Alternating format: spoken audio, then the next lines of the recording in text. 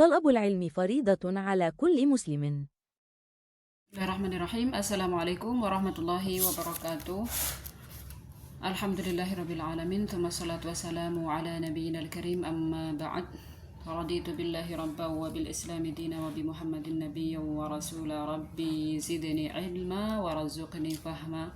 Allahumma 'allimna ma yanfa'una wanfa'na bima 'allamtana wa zidna ilma. Alhamdulillahirabbil alamin. Kembali lagi kita bertemu dalam pembahasan Kitab Majalis Syahri Ramadan di majelis yang kelima, karena hari ini adalah hari yang kelima bulan Ramadan. Hari ini kita akan membahas fadlu tilawatil Quran, dan Masya Allah, saya yakin ya teman-teman pun di hari kelima ini insya Allah sudah lebih dari 5 juz yang dibaca, dan mungkin sebagian sudah ada yang menghatamkan Al-Quran ya. Barakallahu fikum. Mudah-mudahan teman-teman semuanya dalam kondisi sehat, baik ya, dalam lindungan Allah Subhanahu wa Ta'ala. Baik, langsung saja tilawah kitabillahi ala nawaini. Di sini disebutkan ya ayat yang masyhur, tidak asing bagi kita berkaitan dengan tilawatul Quran. Ayat ini seringkali kita baca, seringkali kita tadaburi, seringkali disampaikan juga oleh para penceramah, ustadz ustadzah. A'udzubillahi minasyaitonirrajim, disebutkan dalam surah Fatir ya, ayat 29. Innal ladzina yatluna kitaballahi wa aqamus salata wa anfaqu mimma razaqnahum sirran wa alaniyah yarjuna tijaratan lan tabur. Innal ladzina, sesungguhnya orang-orang yang yatluna kitaballah, membaca kitab Allah yaitu Al-Quran, wa aqamus salah, dan mendirikan salat, wa anfaqu mimma razaqnahum, kemudian mereka menginfakkan sebagian dari rezeki yang Allah berikan kepada mereka, sirran, dalam kondisi sir ya, secara rahasia ya, diam-diam, wa alaniyatan, ataupun secara terang-terangan. Jadi berinfak itu boleh diam-diam, boleh terang-terangan gitu ya. Jika ada manfaat, jika ada di situ ada misalnya untuk memotivasi orang lain, maka boleh alaniyah. Tentu hal ini bagi orang yang bisa menjaga hati dari perbuatan riya dan sum'ah. Tapi kalau kita merasa kalau saya terang-terangan kok saya tidak bisa menjaga hati gitu ya, maka sebaiknya kita lakukan dengan kondisi rahasia atau diam-diam gitu ya. Maka orang-orang ini tadi, yaitu orang yang baca Al-Quran, orang yang mendirikan sholat, orang yang menginfakkan atau bersedekah tadi, adalah yarjuna tijaratan lan tabur. Mereka ini adalah orang-orang yang senantiasa berharap ya perniagaan atau perdagangan dari Allah Subhanahu wa Ta'ala yang lan tabur, tidak akan pernah merugi ya. Masya Allah. Jadi bagi mereka punya keyakinan, satu keimanan ya, ketika mereka khususnya yaitu membaca Al-Quran yang kali ini menjadi pembahasan kita, maka tidak hanya sekedar baca kitab gitu ya, sebagaimana mungkin di dalam agama yang lain baca kitab, tetapi kita punya satu keimanan, satu keyakinan bahwasanya setiap hurufnya, setiap kalimahnya ya, kita akan mendapatkan satu fadilah gitu ya. Di sini tilawah sendiri ya, secara makna itu ada dua. Yang pertama adalah tilawah hukmiyah ya. Tilawah hukmiyah itu adalah tilawah secara hukum ya. Hukmiyah itu maknanya adalah makna ya, secara makna dan secara lafaz. Secara hukmiyah di sini disebutkan adalah tasdiqu akhbarin wa tanfidu ahkamihi bi fi'lin awamirihi wa jitinabi nawahihi, yaitu meyakini setiap khobar, setiap kabar, setiap wahyu yang diturunkan Allah Subhanahu wa Ta'ala yang tertuang di dalam ayat dalam surah ya, kita yakini betul-betul. Kemudian tanfid, kemudian kita setelah meyakini kita mengamalkan ya. Dengan apa? Dengan menjalankan ya perintahnya dan menjauhi larangannya. Sebagai contoh, kita sebagai kaum muslimah ada ayat turun untuk menutup aurat ya, berpakaian muslimah, yaitu berpakaian syar'i. Maka itu bagian daripada bagian daripada tanfidhu awamirihi, menjalankan apa yang ada di dalam Al-Quran atau menjalankan isi kandungan Al-Quran. Atau sekarang ini ya, kita berpuasa karena ada perintah di dalam Al-Quran. Maka mudah-mudahan kita berharap kepada Allah Subhanahu wa taala, ini adalah bagian dari ketaatan kita kepada Allah Subhanahu wa taala yang kemudian kelak kita akan mendapatinya sebagai amal saleh. Nah, yang kedua adalah tilawah lafziyah, dan ini yang menjadi pokok pembahasan kita, yaitu qiraatuhu, yaitu membacanya ya. Tilawah itu membaca. Banyak sekali hadis-hadis yang datang berkaitan dengan keutamaan membaca ini ya, cukup membaca saja ya. Membaca saja sudah dapat fadilahnya, apalagi menghafalnya begitu ya. Kalau ditanya mungkin usia 30 ke atas menghafal itu susah ustazah gitu ya, sulit gitu ya. Namun tidak mustahil. Tapi ya, satu kabar baiknya adalah cukup membaca saja gitu kan. Cukup membaca saja itu sudah dapat pahala ya, syukur-syukur dihafal. Tapi yang pertama adalah hadis yang diriwayatkan oleh Utsman radhiyallahu anhu, dan hadis ini cukup populer, yaitu khairukum man ta'allamal Qur'ana wa 'allamahu. Khairukum, sebaik-baik kalian, yaitu yang ta'allam, yang belajar, wa 'allamah, dan mengajarkannya. Maka komunitas sahabat genggam Quran, di sini kita tidak hanya sekedar belajar, tapi mudah-mudahan ya teman-teman, saya yakin juga teman-teman di luar sana pun juga banyak yang mengajarkannya ya, meski hanya sekedar ngajar TPA gitu ya, ngajarin adik-adik kecil-kecil, ngajarin Iqra 1, Iqra 2, itu juga bagian dari mengajarkan Al-Quran. Maka semuanya Rasulullah SAW mengabarkan adalah sebaik-baik umat gitu ya, maksudnya orang yang belajar juga mengajarkan, karena nggak ada yang belajar tidak mungkin terjadi pengajaran gitu ya. Ada guru tapi nggak ada murid, atau ada murid tapi nggak ada guru gitu ya. Maka dua-duanya disebut oleh Allah Subhanahu wa taala, yang belajar dan mengajarkan, sama-sama baiknya. Kemudian hadis yang kedua, al-mahiru bil Quran. Nah, setelah belajar kemudian dia mahir, maka Allah berikan satu kabar gembira lagi, apa? Yaitu al-mahiru bil Qur'ani ma'as safaratil kiramil bararah. Orang yang mahir, pandai gitu ya. Pandai ini bisa pandai membacanya, pandai menghafalnya, pandai mengamalkannya gitu ya. Maka dia akan bersama para safarah ya. Safarah itu malaikat yang kiram, yang mulia, dan bararah lagi taat ya. Adapun orang yang yata'ta ya fil qiraah, dia yang masih terbata-bata gitu ya, jangan bersedih ya, la tahzan. Kenapa? Karena di sini disebutkan lahu ajran. Bagi mereka pun dapat 2 pahala gitu ya. Pahala apa? Ya, disebutkan pahalanya adalah ajrun ala tilawah wa ajrun ala masyaqqah, yaitu pahala mau membaca dan pahala karena dia sudah mau belajar ya, bersusah payah membaca Al-Quran, maka tetap mendapatkan apa? Pahalanya. Maka tidak ada yang sia-sia ya, tidak ada yang sia-sia selagi kita mau gitu ya, semuanya akan mendapatkan bagiannya. Dalam hadis ya, sahabat Abu Musa al-Asy'ari juga meriwayatkan, matsalul mu'min alladzi yaqra'ul Qur'ana kal utrujah. Ini dulu pernah saya sampaikan ya, nanti saya coba sematkan gambarnya. Buah utrujah, yaitu permisalan orang beriman yang membaca Al-Quran itu seperti buah utrujah ya. Buah utrujah itu adalah buah yang wangi ya, aromanya wangi dan manis rasanya. Wallahu alam seperti apa, saya juga belum pernah merasakannya ya. Rihuha thayyib wa ta'muha thayyib ya. Matsalul mu'min wa matsalul mu'min alladzi la yaqra'ul Qur'an kamatsalit tamrah. Sedangkan orang yang beriman yang tidak membaca Al-Qur'an gitu ya, mungkin baca Qur'annya hanya setahun sekali, itu pun kalau ingat, maka dia seperti diibaratkan seperti tamrah, seperti buah kurma.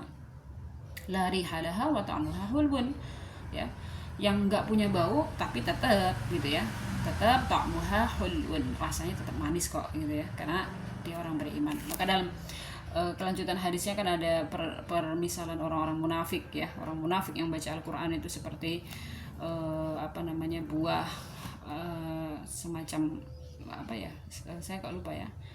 Permisalan orang munafik ya yang membaca Al-Quran itu seperti raihan ya. Raihan itu tumbuhan yang wangi tapi isinya rasanya pahit ya. Sedangkan orang munafik yang tidak membaca Al-Quran itu seperti Hanzalah. Ya, Hanzalah itu kalau kita googling ya, dia seperti buah semangka yang tidak ada bau ya dan rasanya pahit. Subhanallah. Itu perbedaan secara gamblang antara orang munafik dan orang beriman gitu ya.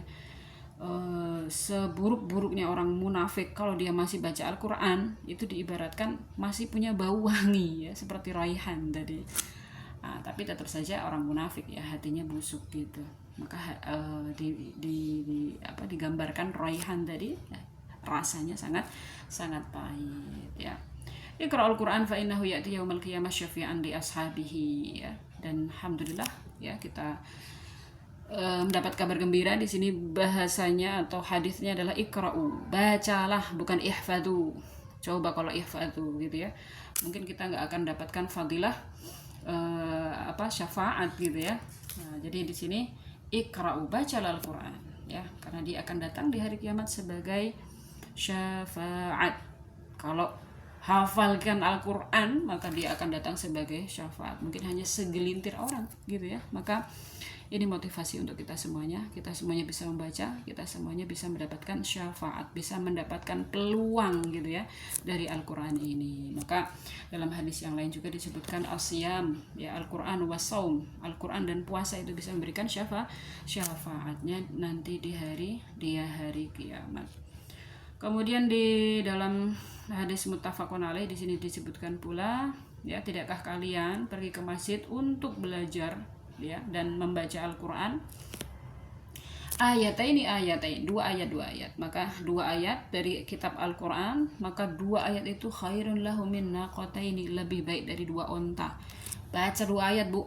Masya Allah, kalau kita baca qul huwallahu ahad, Allahus samad, dan dua ayat ya, pahalanya lebih baik dari dua onta.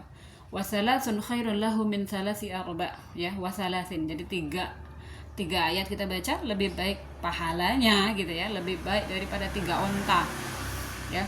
Onta itu kalau yang paling bagus berapa ya harganya? Mungkin sampai 50-an juta ya. Luar biasa. Wa arba gitu ya. Begitu juga dengan 4 ayat. Begitu juga dengan ayat-ayat berikutnya, Masya Allah, luar biasa. Allah Maha Pemurah ya, Allah Maha Pemurah. Maka tinggal kita saja bagaimana kita memaksimalkan bulan ini untuk betul-betul berinteraksi dengan Al-Quran. Perbanyak membaca ya. Ada yang bertanya kalau membaca sama murojaah mana yang lebih baik gitu ya. Maka sebagian besar ulama menganjurkan untuk bulan puasa perbanyak membaca ya, tetap murojaah gitu ya bagi teman-teman yang sudah punya hafalan. Karena hafalan itu ketika tidak di murojaah, subhanallah ya, seminggu saja mungkin sudah toro ya, tiru ya, sudah terbang. Maka dalam hadis disebutkan ya, la yakul ahadukum nasitu, janganlah kalian ya, seseorang ini yang sudah, bagi yang khusus yang sudah pernah menghafal, janganlah kalian mengatakan nasitu, aku lupa ya, aku lupa ayat ini, tapi katakanlah nusia atau nusitu, aku melupakannya. Subhanallah ya. Ini satu tamparan buat kita semuanya yang mungkin sudah pernah menghafal 1, 2, 3, 4 ya, atau mungkin satu Al-Quran ya 30 juz, tetapi karena jarang murojaah ya, kemudian nusi itu sengaja melupakannya. Waliyadzubillah. Taib, itu adalah bagian daripada fadilah ya, hadis-hadis yang keutamaan membaca Al-Quran, dan masih banyak sekali sebetulnya ya. Allah juga menyebutkan bahwasanya Al-Quran itu ada salah satu makdubah ya. Makdubah itu hidangan. Diibaratkan kita membaca Al-Quran itu seperti kita sedang menyantap hidangan Allah. Nah, ini disebutkan inna hadzal qur'ana ma'dubatullah ya. Al-Quran itu adalah hidangannya Allah. Faqbalu ma'dubatahu. Ayo terima hidangan Allah, ya kan? Ayo terima. Faqbalu. Terimalah hidangannya gitu ya. Jadi kalau kita dapat takjil dari tetangga saja gitu kan, senang sekali, Masya Allah. Apalagi kalau kita dapat hidangannya dari Allah, maka terimalah gitu ya. Hanya cukup membacanya saja, itu bagian dari kita menerima daripada hidangan Allah Subhanahu wa Ta'ala. Nah, di sini juga disebutkan beberapa fadilah terkait dengan surah-surah tertentu. Di antaranya ada suratul Fatihah ya. Suratul Fatihah itu adalah salah satu surat yang a'zam, surah yang baik, surah yang besar ya, surah yang salah satu surat yang besar. Kenapa? Di antaranya Allah jadikan suratul Fatihah ini menjadi rukun sholat, ya, menjadi rukun sholat, karena yang tidak membaca suratul Fatihah sholatnya tidak sah, ya enggak? La sholata liman lam yaqra bi Fatihatil kitab. Sedangkan bayangkan satu hari kita sholat berapa rakaat, ya kan? 5 waktu dengan 17 rakaat, belum sholat sunnahnya, belum sholat yang lain-lainnya. Maka setiap rakaatnya kita selalu membaca suratul Fatihah. Maka surah Al-Fatihah ini adalah salah satu surah yang terpenting. Maka kata Nabi SAW, ya, berkata kepada Abu Sa'id, ya, mengatakan la u'allimannaka a'dhama suratin fil Qur'an, ya. Suatu ketika Rasulullah masuk ke masjid, di situ ada sahabat Abu Sa'id, ya. Beliau mengatakan la u'allimanna a'dhama suratin fil Qur'an, akan aku ajarkan kepadamu surah yang paling besar, gitu ya, keutamaannya. Nah, setelah sholat Abu Sa'id nagih, gitu ya. Setelah sholat, ya Rasulullah, bukankah tadi engkau mengatakan akan mengajarkanku satu surat yang paling a'zam, gitu ya, dalam Al-Quran? Maka Rasulullah mengatakan, bacalah alhamdulillahirabbil alamin, ya, hiya sab'ul mathani, yaitu surat, ya, yang mengandung 7 ayat, ya. Ada 7 ayatnya, ya, disebutkan 7 ayat yang diulang-ulang, ya. Maksudnya adalah 7 ayat yang diulang-ulang dalam sholat. Kenapa? Karena dia dijadikan rukun, ya. Rukun itu kalau kita ketinggalan maka kita harus kita harus mengulangnya, ya kan? Ketinggalan rukun. Maka dalam mazhab Syafi'i, ketika orang berjamaah makmum ketinggalan Fatihah, ya, itu sudah dianggap masbuk dalam mazhab Syafi'i, ya. Jadi ke masjid kok sudah baca qul huwallah imamnya, maka kita harus mengqodoknya, ya, 1 rakaat dalam mazhab Syafi'i. Dalam mazhab yang lain seperti Imam mazhab Hambali itu sampai ketemu ruku, ya. Kalau ruku dia masih dapat ruku, masih dapat 1 rakaat. Bisa diamalkan mana yang diyakini. Berikutnya ada surah Al-Baqarah dan Ali Imran. Saya yakin insya Allah teman-teman sudah melewati semua, ya, surah Al-Baqarah dan Ali Imran. Ini juz 1, 2, 3, 4, ya, 5. Juz 5 mungkin sudah masuk surah ya sekitar Al-An'am, ya, Ali Imran, Al-An'am, Al-Maidah. Kata Rasulullah, ya, Rasulullah bersabda, iqra'uz zahrawaini, Al-Baqarah wa Ali Imran. Bacalah 2 bunga, ya. Diibaratkan Baqarah dan Ali Imran itu adalah dua kuntung bunga, ya, Masya Allah. Kenapa? Karena 2 surah itu secara khusus akan mendatangi para pembacanya, ya, tiyani yaumal qiyamah, ya, ghamamatani aw ghayayatani, ya, ka'annahuma firqani min tairin shawaf. Masya Allah, semuanya akan berhujah di hadapan Allah Subhanahu wa taala. Jadi seolah-olah Al-Baqarah dan Ali Imran, jadi kondisi nanti di akhirat, ya, di hari kiamat itu Allah Maha Kuasa, gitu. Allah jadikan amal-amal kita ini bisa berbicara, ya. Allah jadikan anggota tubuh kita bisa berbicara. Maka di sini surah Al-Baqarah akan berbicara di hadapan Allah. Ya Allah, fulan bin fulan, ya Allah, fulan bin fulan senantiasa membacaku, ya. Ya Allah, fulan bin fulan, ya, selalu membacaku setiap hari. Maka Al-Baqarah, Ali Imran, ya, mereka akan berhujah di hadapan Allah dan memohonkan syafaat. Luar biasa, ya. Hadis ini diriwayatkan oleh Muslim. Kemudian disebutkan pula terkhusus untuk surah Al-Baqarah, ya, innal baital ladzi tuqra'u fi suratul Baqarah la yadkhuluhu syaitan, ya. Rumah yang senantiasa dibacakan surah Al-Baqarah itu tidak akan dimasukin oleh setan. Sudah, kalau yang baca murotal gimana, gitu, ya. Jadi setiap hari diputar tuh, ya, surah Al-Baqarah tapi murotal, gitu, ya. Innamal a'malu binniyat, ya. Semua amalan itu sesuai dengan niatnya. Kalau niatnya malas, gitu kan, malas baca Al-Baqarah panjang, tak putar saja murotal, gitu, ya. Mungkin ceritanya ya sesuai niatnya tadi, ya. Malas itu kan juga bagian dari godaan setan, ya. Maka Masya Allah, semua sesuai dengan niatnya, ya. Ya, tentu pengaruh bacaan Al-Quran itu akan kita dapati jika kita yang bacanya, ya. Kita tidak akan terkena sihir misalnya, atau sihir tidak akan mengenai kita itu jika kita punya benteng, ya enggak? Maka kalau yang membentengi itu hanya sekedar murotal, maka wallahu a'lam gitu ya. Tentu tidak sebagaimana pengaruhnya jika ayat tersebut atau surah tersebut kita sendiri yang membacanya gitu ya. Dan masih banyak lagi hadis-hadis yang menunjukkan keutamaan surah Al-Baqarah ya.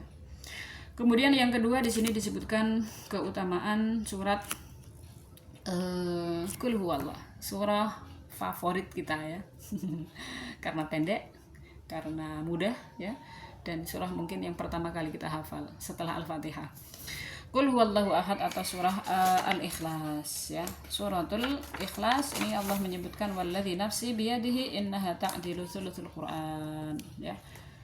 Demi jiwa ragaku yang berada di tangannya, sesungguhnya surah Al-Ikhlas ini adalah ya senilai gitu ya, senilai sepertiga dari Al-Quran ya. Namun perlu kita waspadai ya, senilai sepertiga Al-Quran itu bukan berarti ya sudah kalau gitu saya baca kulhu terus gitu ya, saya gampang hatam, cepat hatamnya. Ya, laisa ma'ana kauniha ta'diluhu fil fadilah annaha tujzi'u anhu. Jadi misalnya sholat ya Allahu Akbar, nggak perlu baca Al-Fatihah, baca aja langsung kulhu. Kenapa? Karena baca kulhu 3 kali itu udah kayak hatam, termasuk di dalamnya ada surah Al-Fatihah. Ini tidak sah ya sholatnya nanti. Maka yang saya baca ya dalam tafsir Ibnu Katsir, dalam tafsir tersebut disebutkan bahwasanya Al-Quran ya, Al-Quran itu setidaknya berisi tentang 3 hal. Satu, tentang ketauhidan Allah ya, tauhid. Yang kedua tentang ahkam ya, ahkam, ada ayat halal haram, perintah, larangan dan lain sebagainya. Kemudian yang ketiga ada ayat berisi tentang qasas ya, kisah-kisah, berisi tentang kisah-kisah para sahabat, kisah para nabi ya, kisah-kisah kaum-kaum terdahulu. Nah, ketiga ini gitu ya, ketiga ini ternyata kita dapati apa? Kita dapati dalam surah Al-Ikhlas ini ya. Dalam surah Al-Ikhlas ini adalah berbicara tentang tauhid ya. Qul huwallahu ahad, katakanlah dialah Allah yang Maha Esa ya, mengesahkan Allah. Begitu juga ada pengakuan bahwasanya Allah itulah tempat bersandar, pengakuan bahwasanya Allah itu tidak punya anak ya, tidak beranak ya, dan tidak ada yang sama. Itu semuanya adalah berisi tentang tauhid. Maka gitu ya, di sini disebutkan ini adalah sepertiga dari isi Al-Quran gitu. Karena isi Al-Quran itu satu tentang ketauhidan Allah ya, banyak sekali ayat yang berkaitan dengan tauhid Allah ya. Barang siapa yang menyekutukan Allah gitu kan, tidak ada ampunan baginya kecuali dia bertaubat sebelum mati ya. Kalau dia belum bertaubat sebelum meninggal, maka neraka tempatnya ya. Begitu juga tentang ahkam ya, hukum-hukum halal haram, perintah zakat, perintah sholat, perintah banyak sekali ya. Dan yang mendominasi juga ayat tentang kisah-kisah Nabi, kisahnya Nabi Adam, kisahnya Nabi Musa, kisahnya Nabi Yusuf ya, kisahnya nabi terdahulu, semuanya ya tercantum dalam Al-Quran. Maka inilah yang disebut dengan thuluthul Quran ya. Thuluthul Quran itu adalah sepertiga dari isi Al-Quran, bukan secara kuantitas gitu ya, banyaknya kemudian kita baca 3 kali sudah senilai dengan khatam 1 Al-Quran, tentu berbeda ya. Kemudian berikutnya ada surah Muawwidzatain ya. Muawwidzatain ini seringkali disandingkan dengan surah Al-Ikhlas ya, yaitu Qul a'udzu birabbin nas dan Qul a'udzu birabbil falaq ya. Dianjurkan kita untuk membacanya pagi sore sebelum tidur ya. Bahkan di dalam bacaan-bacaan setelah wirid ya, setelah sholat itu juga dianjurkan untuk membacanya. Maka ini adalah bagian dari sedikit fadilah dari surah-surah tertentu. Masih banyak lagi surah-surah tertentu yang ada fadilahnya ya secara terkhusus. Namun kita diperintahkan untuk membaca secara menyeluruh, tidak hanya sekedar surah tertentu. Misalnya ya, ada yang meyakini fadilah surah Al-Waqiah, katanya biar rezekinya lancar, gembrojok seperti banyu seperti gerojokan misalnya, maka dia setiap hari selalu baca Al-Waqiah gitu kan. Dan meninggalkan surah-surah yang lain. Nah, ini keliru ya. Keliru, kenapa saya katakan keliru? Karena seolah-olah dia hanya mengutamakan Al-Waqiah saja, ya, surah-surah yang lain tidak dia baca gitu. Padahal dengan membaca surah-surah yang lain dia juga banyak mendapatkan keutamaan gitu ya. Dan dikhawatirkan juga ketergantungan dia pada surah Al-Waqiah ini bisa mengalihkan dia pada ketergantungan dirinya pada Allah Subhanahu wa taala gitu ya. Jadi khawatirnya dia tidak lagi percaya pada takdir Allah, tetapi dia percaya pada apa? Percaya pada surah Al-Waqiah itu gitu ya. Baik, saya percepat saja. Di antara salafus saleh di sini disebutkan banyak sekali yang mereka menghatamkan Al-Quran di bulan Ramadan lebih dari 1 kali ya. Di antaranya Imam Zuhri, Imam Malik, Imam Qatadah ya. Imam Qatadah disebutkan setiap 3 malam selalu menghatamkan Al-Quran, bahkan 10 hari terakhir beliau setiap 2 malam ya sekali menghatamkan Al-Quran ya. Ibrahim An-Nakhai ya, kemudian Al-Aswad ya, semuanya para ulama-ulama terdahulu, para sahabat, mereka berlomba-lomba untuk menghatamkan Al-Quran. Tayyib. Itu saja, barakallahu li wa lakum. Mudah-mudahan menjadi satu motivasi untuk kita semuanya untuk bisa berlomba-lomba memperbanyak bacaan Al-Quran. Kita akhiri dengan mengucap hamdalah, alhamdulillahirabbil alamin, subhanakallahumma bihamdika asyhadu an la ilaha illa anta astaghfiruka wa atubu ilaik. Assalamualaikum warahmatullahi wabarakatuh.